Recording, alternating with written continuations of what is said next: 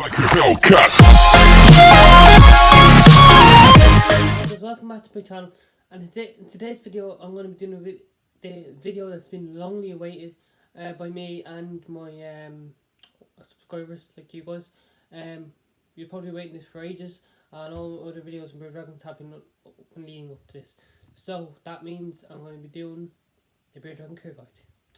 So I am actually recording this on my iPad because if I did it, I might actually continue doing this if it works better on my iPad. So maybe if you hear me a bit better, maybe if you see me a bit better, let me know in the comments below if it's a bit better. But yeah, let's start. So there's 5 things I'm talking about. There's a list here. So enclosure size, heating, humidity, lighting, diet, and then at the end filling the enclosure. Some of these topics kind of touched on in the videos, so kind of I'll talk a little bit about each topic. Then I'll kind of leave a card up in one of the corners for you to kind of watch, get more into that section of kind of that topic of on the Bear Dragons. You know, that kind of care side, the side of that kind of care for Bear Dragons. So now let's go to, what was the first one again? I said I have a list on my phone. Yeah, enclosure size. So before we do that, I'll just show you Venom just so she can be in the video because she's Bear Dragon after all. And yeah, what I didn't take her out is because she is about due to go poo, so just trying to find the right time and the right spot. So that's why I'm not going to take her the whole video. Maybe I'll show her once and that's it. Now, as you may know, this is my Bear Dragon Venom. I have her about 2 years now, so she's nearly 2 because I have her since about 4 months old. When I bought her, from the reptile shop or store, or whatever you call it in your area. But yeah, so I nearly have her about 2 years. She's nearly 2 years old. She'll be 2 years old in August. I actually don't know the right date, but I do know she was born in August. That's all.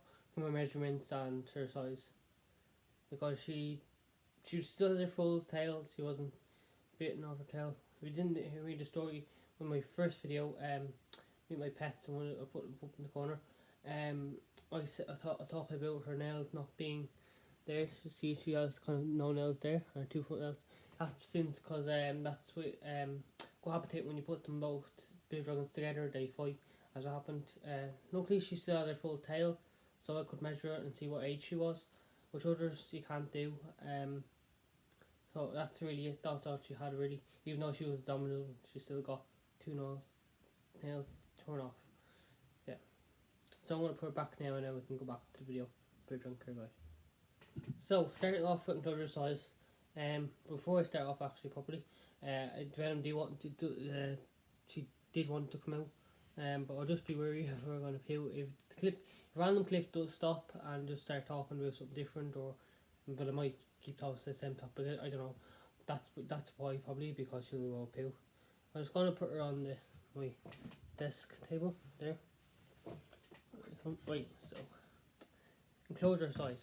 So for a baby or the juvenile Bear Dragon, you could keep them in 20 gallon. Some people keep them in 10 gallon, but I just personally think that's a bit small, because they do need to thermoregulate, and you couldn't really thermoregulate in a 10 gallon. Thermoregulate means just move from one end to the hot end to the cold end to vary their temperature. So they couldn't really do that in 10 gallon. 20 gallon you can do a bit more, but yeah, 20 gallon is the minimum you could use for a baby, and then you can use up to 40 gallon.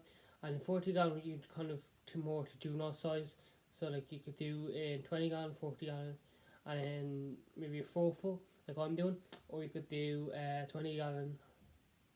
40 gallon straight to 4 foot, for 3 foot, 2 or 4 foot straight away, you can use the extra one like I use, and then go straight to 4 foot, which is I'm doing, which I actually ordered mine, so it should come soon, and that's probably what the next video will be about. So that's really it for enclosure size. So the minimum would be for adults would be a 4 foot, and juvenile 3 foot, and then kind of baby would be a 2 foot. So it kind of goes up like that. Now on to the second topic. Heating and humidity. Where are you going, Venom? Just gotta jump off my table and desk. So for heat and humidity, Different you need kind of different temperatures for different kind of sizes of different ages of Birdrug, through their lifetime, which can range from kind of 30 degrees all the way up to 40. So maybe a baby could maybe accept 30, and then juvenile 35, and an adult 40 degrees Celsius. This is Celsius I'm talking about.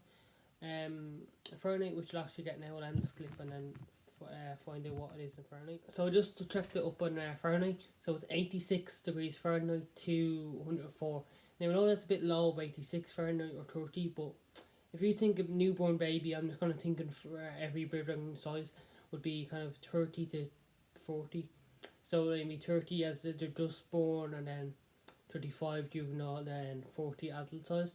Now some bird dragons I know, kind of owners that I know, their bird dragons only like kind of 38, which is fine. If 35 to 40 is okay, you can use for adult bird dragon or juvenile. So that would be kind of an accepted temperature. Now for the humidity side of it, they do need a little slightly dry humidity, but a little tiny bit of humidity of about 30 to 40%. If you don't give them enough humidity, which is really important that you do, they can have problems shedding. They usually do shed in different parts, but it can have shed in like very badly in different parts, as in they'll be stuck in some parts and some will be easier. So better off to give them the correct humidity with I don't know how to pronounce this, but hygrometer, that's what it's called. You could use that to measure the humidity. Digital one obviously, because the other dial ones don't work the best. They're not accurate. So the digital ones are the best to use for humidity. Which as well, actually, I'll touch on the biosensors as well. Biosensors actually help with humidity, since the plants, they can create humidity, which is, because if you have a well vented one, it will take all the humidity out. We just need a little tiny bit, about 30 to 40%. Where are you going, Ben? So it's dirt up here with a cutter. Cut you. Right, that's it for then humidity. Let's move on to the third one. Next one, the third one is lighting, which is UVB. So they need UVB obviously for calcium to make sure the bones are strong, and then their body structure stays strong.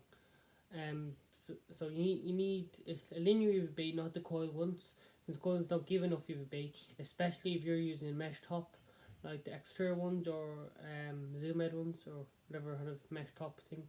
It will just take 50% off that UVB out. So might as well, or you will have to get a linear UVB, because that just gives enough UVB for your bird dragon. The bird dragon kind of needs, they're in the Ferguson zone of about 2 to 5, but new study has found out they can go over 5, but so I'm going to say probably about 2 to maybe 10. I don't know. If you look at Bird Dragon Vet or something like that, it's on Facebook. There was a video where they found a bird dragon in Ferguson zone of 10, which was quite high and surprising. So it is kind of dangerous, but it is possible that it can go up high like that. So that's really, and then there's when you get the UVB bulbs, they say 10%, 12%, and then there's also 14%. That all depends on your height of your enclosure. So if your enclosure was maybe 12 to 18 inches, that maybe 12% is okay for you, and then 14% for any higher. And then for 20 gallon size of enclosure, they were 40 and then 40 gallons are like 3 for 4 for, and that's 12% and 14% over. And then 20 gallon would be maybe 10% would be okay. Since you don't want to give them too much UVB, because they can get too much and that could hurt their eyes. Not that you give it for the body, that'd be good for the body, but just hurt their eyes, and then they would be hiding all the time, and it wouldn't be that great. So that's it for lighting and UVB. Now for the fourth one, which is feeding, which I'll just read off my phone what I wrote out. So other food sources need to be around. I'll start with babies actually first.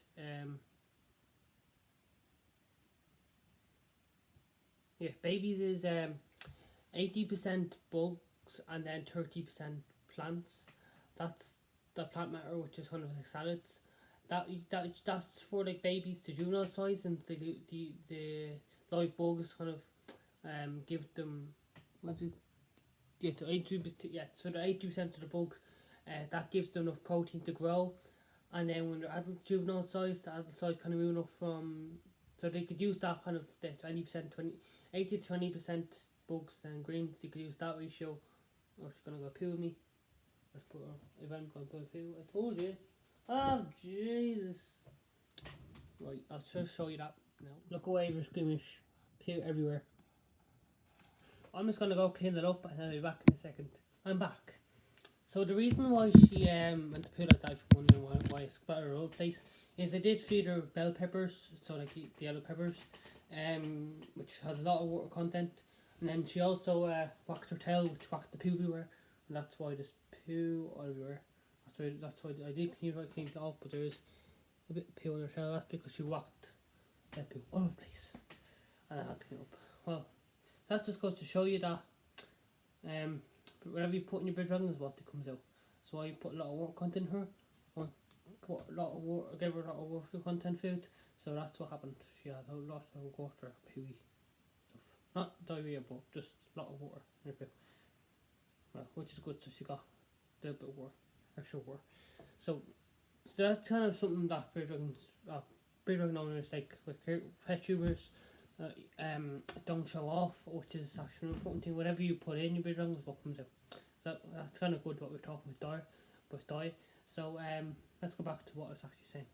Yeah, so I was going to repeat what I was saying. So 80% bugs and then 20% greens is for babies up to juveniles, and then 9 months onwards or a year onwards, you call it adult stage, which is 80% plant matter with like salads, and then 20% bugs. Now, as I said, the reason for that is as if with protein, on babies they need a lot of bugs for protein to grow, and adults not so much because they're growing already, because they can have fatty kidney, liver, or problems, or something, I don't know.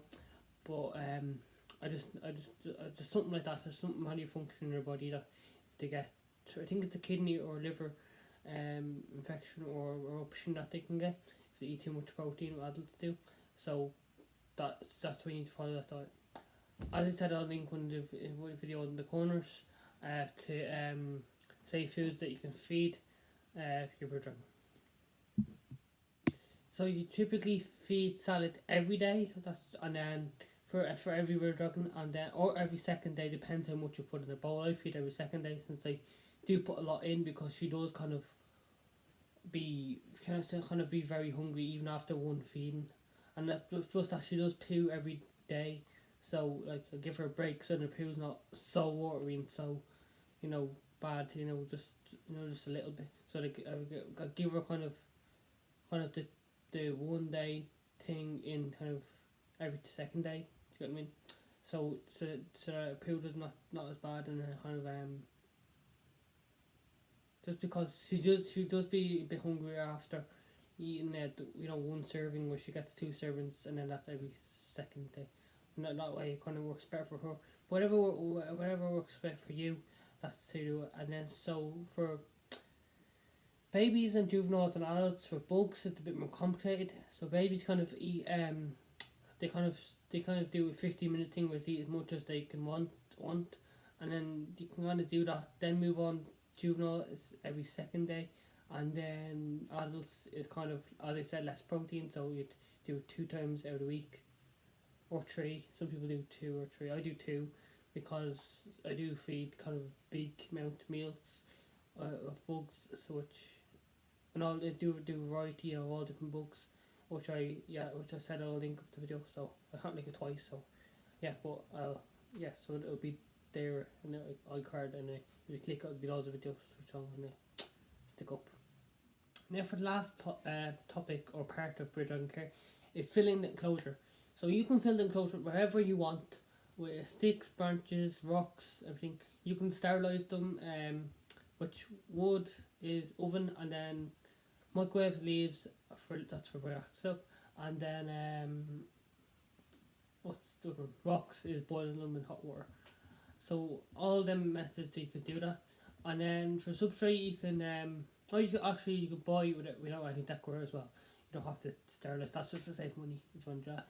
But for substrate you can I kind of talked to that already, so I'll link the videos up there in the iCard about substrates, so you can put whatever substrate you kind of want, or kind of that's safe enough to use, or whatever your original likes. For me, it's the Buy Off the Setup, which friend loves, because she's been a lot more active. She used to be very chill and like just sit there.